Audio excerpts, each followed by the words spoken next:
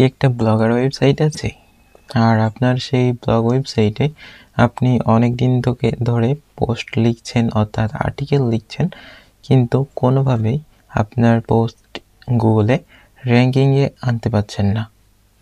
তাহলে আজকের এই ভিডিওটি শুধুমাত্র আপনার জন্য, কেননা আজকে আমরা আপনাদেরকে দেখাবো যে কিভাবে আপনারা আপনার ওয়েবসাইটের নাম ক্যাটাগরি হিসাবে গুগলে র্যাঙ্ক করবেন।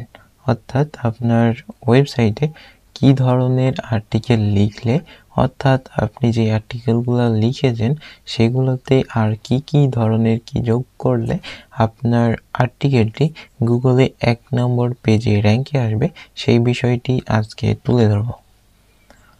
তো এটি জানতে হলে অবশ্যই আমাদের চ্যানেলটি সাবস্ক্রাইব করে বেল বাটনটি বাজিয়ে রাখবেন। তো চলুন শুরু করা যাক।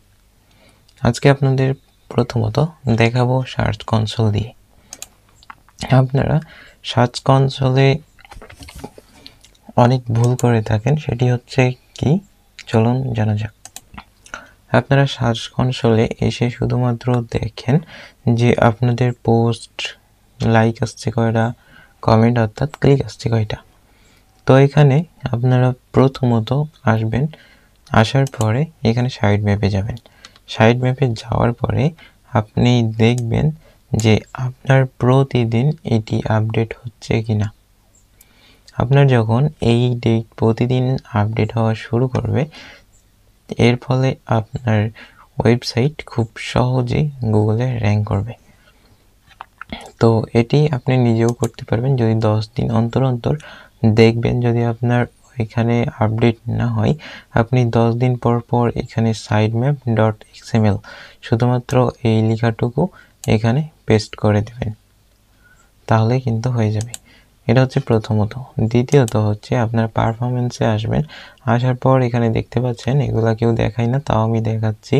এখানে দেখতে পাচ্ছেন আমার এগুলা দিয়ে কত সার্চ হয়েছে না হয়েছে, বর্ষা, পান, কক্সবাজার, এগুলা সার্চটা, যেগুলো তো দেখানো দরকার নেই, আপনারা এগুলা নিজেরটাই দেখতে পারবেন। এখানে দেখতে পাচ্ছেন আমার এটা নতুন ওয়েবসাইট। তো আজকে ক্লিক আসছে 24 ঘন্টায়, মোট আসছে 21টা ক্লিক আসছে, আর 255টা হচ্ছে ইমপ্রেশন, অর্থাৎ মানুষ দেখছে, আর ক্লিক করে মানুষ পড়েছে হচ্ছে 21 জন।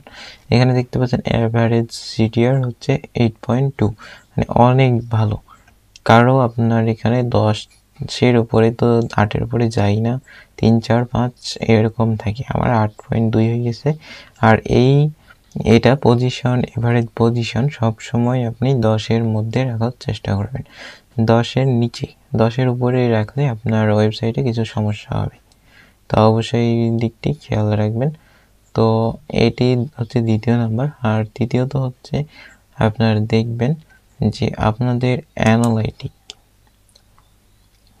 যেটা হচ্ছে আপনাদের ওয়েবসাইটের সাথে অ্যানালাইটিক্স সেট করা আছে, সেটি দেখবেন কিভাবে। এখানে আসার পর এখানে দেখবেন যে আপনার অর্গানিক সার্চ যেন বেশি থাকে, অর্গানিক সোশ্যাল যেন কম থাকে। আপনার অর্গানিক সোশ্যাল যদি বেশি থাকে, তাহলে আপনি কখনোই গুগলে অ্যাডসেন্সের জন্য অ্যাপ্রুভ পাবেন না। তো এই কথাটি অবশ্যই খেয়াল রাখবেন। এই জন্য এটি হচ্ছে আপনি শেয়ার যেখানে করে রাখবেন, সেটি ডিলিট করে দিলে সব কিছু ঠিক হয়ে যাবে। আর এটা হচ্ছে অর্গানিক সার্চ, মানে হচ্ছে আপনার ওয়েবসাইট সার্চ করে, আপনার আর্টিকেল সার্চ করে এখানে ক্লিক করছে এটা। তো এই কয়টি বিষয়ে অবশ্যই খেয়াল রাখবেন। আজকে এখানে শেষ করছি। ভালো থাকবেন, সুস্থ থাকবেন। আল্লাহ হাফিজ। আবারও নতুন কোনো ভিডিওতে দেখা হবে।